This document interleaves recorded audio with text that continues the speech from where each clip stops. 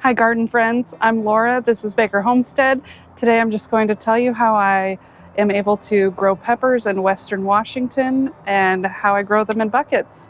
The amount of raised beds I would need to be able to grow everything I grow would be insane and very expensive to fill. So that's a big reason why I went to using buckets. I pretty much use Home Depot buckets because Home Depot is the closest store to me. They're about $5 each, and they last lots of years. I haven't had to replace any that I've used. We also use grow bags. We just use pretty much any container that we can find, but it's very important when you get these buckets or any other, we've used plastic totes, whatever you can find, is that you drill holes in them for drainage. So I like to do the holes not on the bottom, but an inch or two up so that it can hold a little bit of water. I don't like to spend a lot of time watering, and with peppers, they don't really need you to spend a lot of time watering as long as the soil stays moist. So that's one way to keep a little bit more moisture in. The roots will get down to it. It's not going to be too much because there still is drain holes so the plants can get their water without being waterlogged. Some of my buckets have holes on the bottom as well. It doesn't matter. Either way works. I've even had tomato plants that I've planted this way. Their roots go through the holes in the bottom and into the wood chips underneath, and they've done well that way too.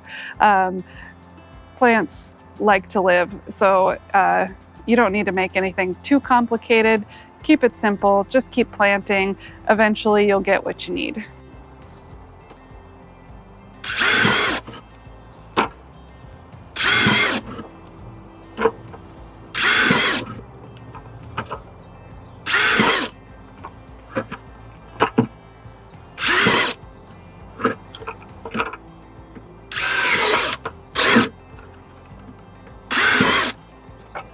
So this year I am going for a lot more cheaper options. I did the same thing last year. You know how things are. Everything gets a little expensive, and with the size of garden I do, I really don't want it to be a money suck. I want to benefit from it. So cheaper vegetables, more vegetables, readily available food. So here's what I fill my buckets with. I use this Earth Grow steer manure. These bags of compost are less than $1, so it's really cheap to fill my buckets. I do half of that, and then I do half of whatever potting soil I have. Today, I know a lot of you gardeners don't like to use this, but I've got the Miracle-Gro potting mix.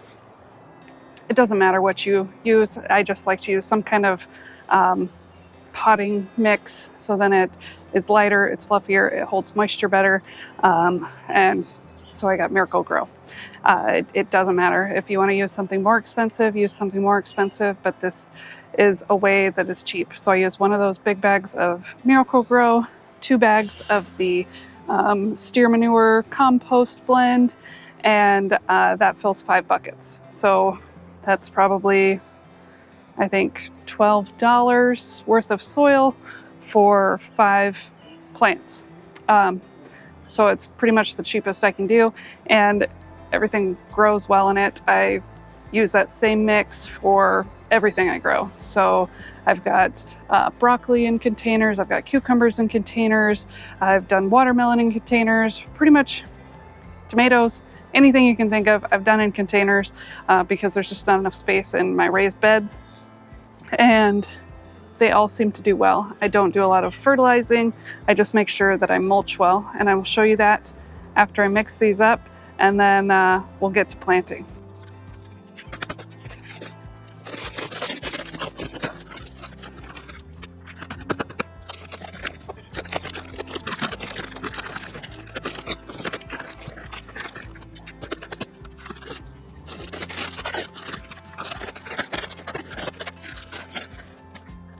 Now that I've got everything in the bucket, I mix it with a shovel, get everything mixed well, and then I water it, let all that peat and wood chips and everything start soaking up some of that water.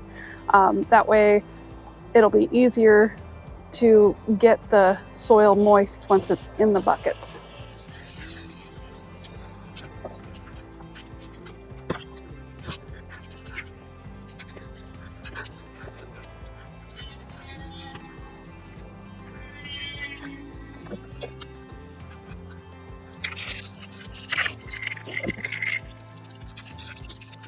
It takes a lot more water than you would think to get it all hydrated.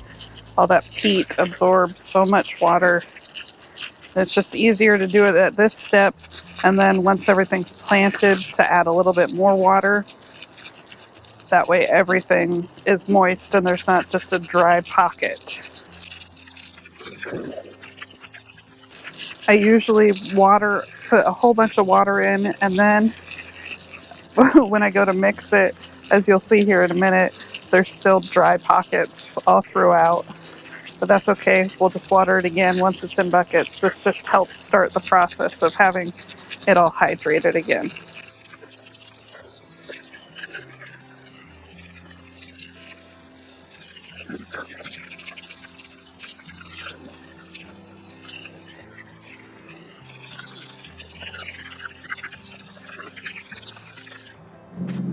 I'll give it one more quick mix. Oh yeah, it looks like I did a pretty good job getting it hydrated this time. So I probably won't even water at the end. But let me turn you to the buckets so you can just see how easy it is.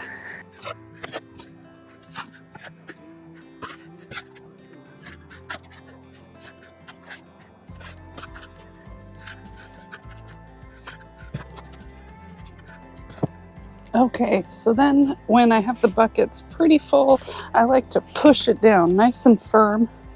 As you can see, it drops a good 6 inches, so then I am able to fill it back up all the way to the top before I get my plants.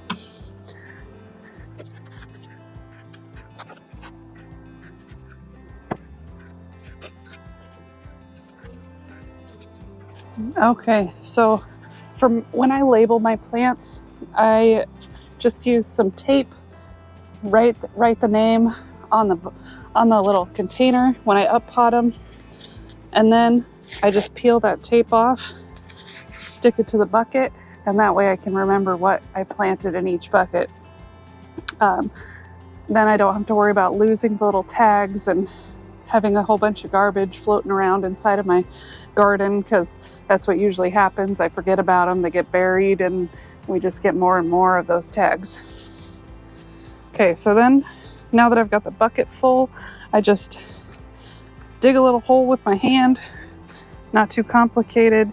Peppers, it's not like a tomato. You don't want to bury it really deep, but you can bury it just a little deeper than it was in the pot, and that'll help stabilize it, and they will grow a couple extra roots, but it's mostly because it just helps stabilize it. So I make sure that I get them a little wet beforehand, because the roots are always growing out the bottom. I don't know if you can see that. These ones aren't too long out of the bottom, but they definitely are hanging out. So I like to get it wet. Hopefully I don't break off too many of them. These are pretty firm, reusable pots, so they're not going to break when I squeeze it. I just give them a good squeeze all the way around, make sure that it's nice and loose, and then gently pull it out. As you can see, there's lots of roots. It's ready to be up potted. So then I'll just stick it in the hole. Like I said, I'll cover it up just a little bit, so it's a little bit deeper. Press down, make sure it's nice and stable. If I need to, I've still got extra dirt, I can put some of that around, but I don't want it completely full, because I think one of the most important parts, especially with buckets, is to mulch well. That way you don't have to water as often. It stays nice and moist. It doesn't keeps the soil, it's like a insulation, so it keeps the soil cooler when it's hot out, and it keeps it warm at night. It's just better all around, especially with the moisture factor. I only have to water, I don't know, once a week, when it's really hot.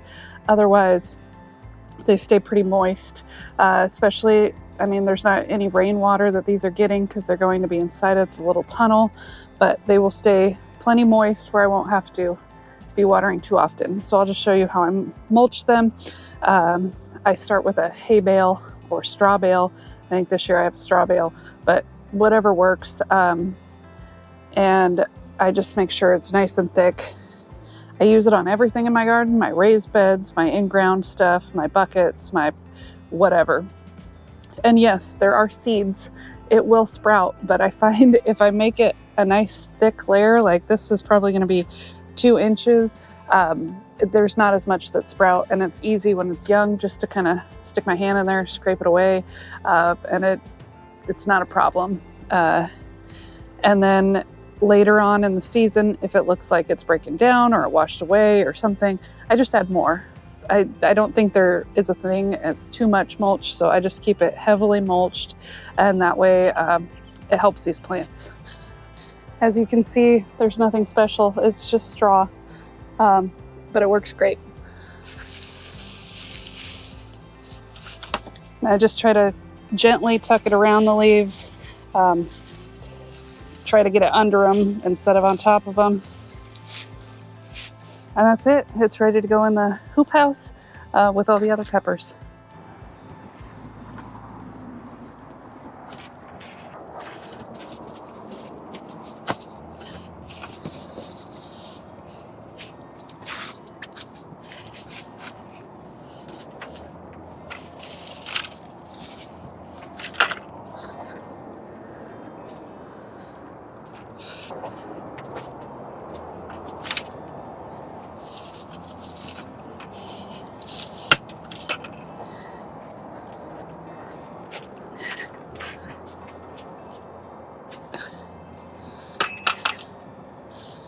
And there, oh, we did it.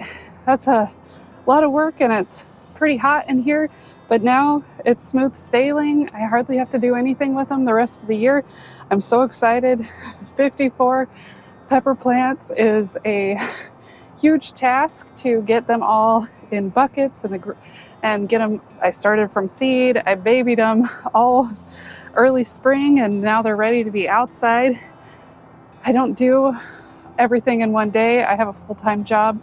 If I come out after work and just get 5 buckets done, it takes about 20 minutes, and it feels like I accomplished something. It's slowly filling up the space, and I'm feeling great about it.